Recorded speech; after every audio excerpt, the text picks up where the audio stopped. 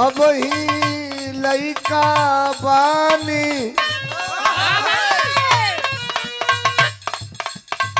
पनवा खिया के सैया पनवा खिया के सैया मारे मत जनम अब ही लइका बानी हो अब ही लइका बानी जर्दा पनवा का दई खराब अब ही लइका बानी जर्दा पनवा खराब अब ही लइका बानी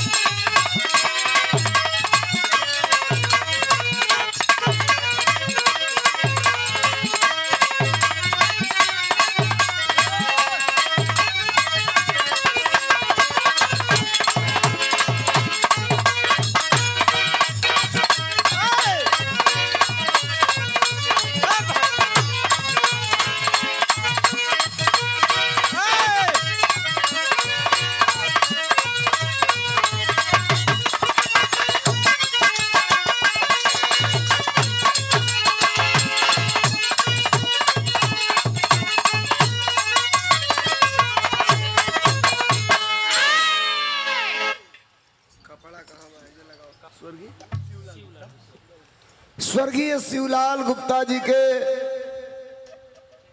तेरही के अवसर पर उनके परिवार के सदस्यों के द्वारा उनके सुपुत्र सर्वप्रथम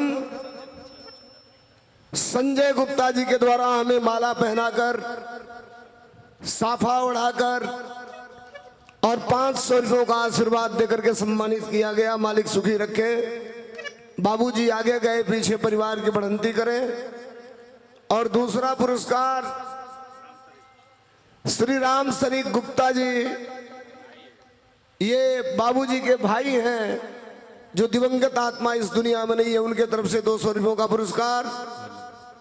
और ये मुन्ना गुप्ता जी इसी परिवार के सदस्य हैं, ये मद्देसिया परिवार की तरफ से हमें सम्मानित किया गया।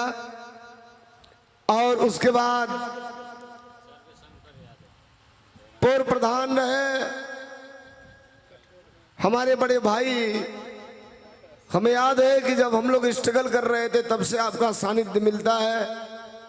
रमेश यादव जी, रमाशंकर कृषक महाविद्यालय, हमारे बड़े भाई हैं, उनके आप रिश्तेदार हैं। लाला भैया के तरफ से मुझे 500 रुपया देकर के सम्मानित किया गया था। इन सभी महानुभावों के लिए निवेदन करूंगा, आप सब एक बार तालियां बजा करके सम्मान कर दें, स्वागत कर दें। हम आप सबका हार्दिक वंदन वंदन स्वागत करते हैं। वर्तमान कहाँ गए, घसक लिए का?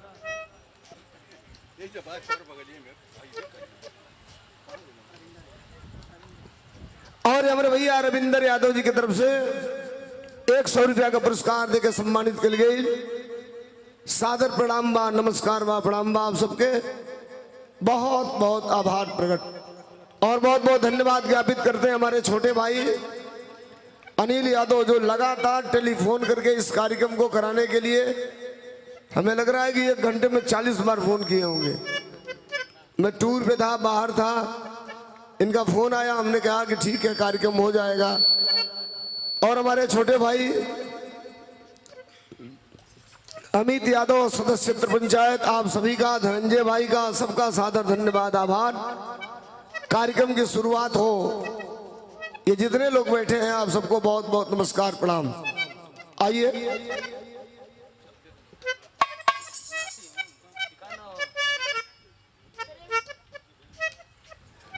प्रेम गुप्ता बाबूजी के नाती के तरफ से, छोटे मुन्ना के तरफ से 100 रुपयों का पुरस्कार। सादर धन्यवाद, नमस्कार प्रणाम आप सबके, बहुत बहुत नमस्कार बा, प्रणाम बा। और हमारे भैया सर्वे शंकर भैया, रुका हो टुन्नू, हम केतनो कहत रहब कि नहीं हम हेतने ले, लेकिन बरियाई से बिरहा गवा दिला ना, तो हेतने में गावे बा। आज जब कह दिया तब कहो भाई ठीक बा, बड़े भाई हैं आप, आशीर्वाद प्यार आपका, सादर धन्यवाद, नमस्कार भैया के, नमस्ते प्रणाम बा। बैठी सबे का हो अनिल का कहा था? अब भोजन जरा करे कोई, ये जमाना में केहू कहे नहीं के पड़ा, जरा करे बहु कह लेता। आई चले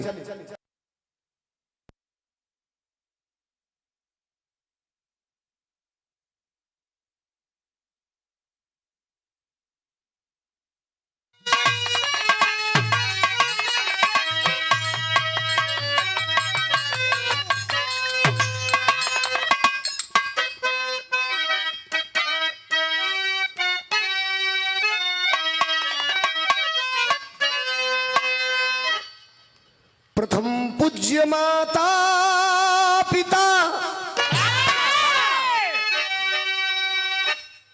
फिर गुरु जो दिन हो ज्ञान, अरे तीजे सकल समाज जो ए भाई देता है सम्मान।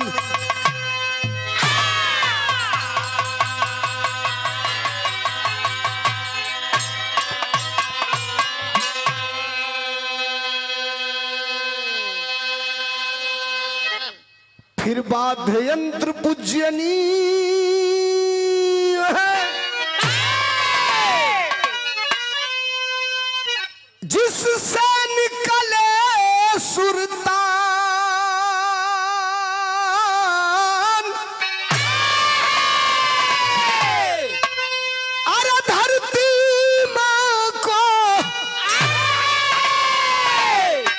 हम